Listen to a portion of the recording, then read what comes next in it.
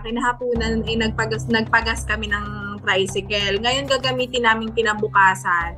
Hindi na siya mapaandar kasi nga pagtingin namin sa tangke wala na siyang empty gas na siya. Hanggang sa po yun ang nasundan. Parang kumbaga po parang hindi na kami nagkakarga ng mas marami pa dun sa makukonsume namin that day. Pero may nakukuha pa rin sila.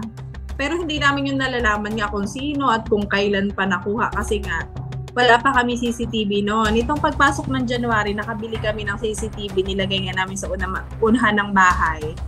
Yun, saka lang namin nalaman na ganun yung way ng pagkuha nila at saka mga kabataan pala yun.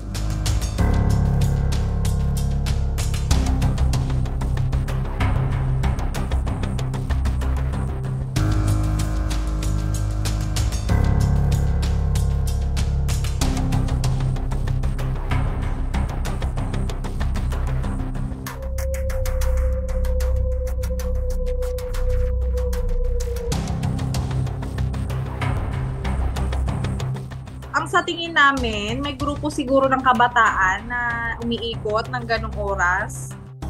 Kasi hindi lang dito sa may party ng amin, dito sa may palengke. Kumbaga yung mga kalapit nitong barangay, ganon din daw ang nangyayari.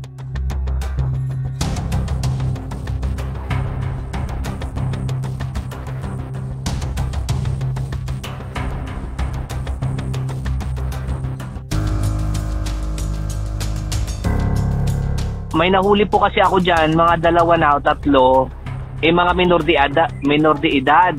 So hindi naman po makaano sa barangay, turn over namin sa police.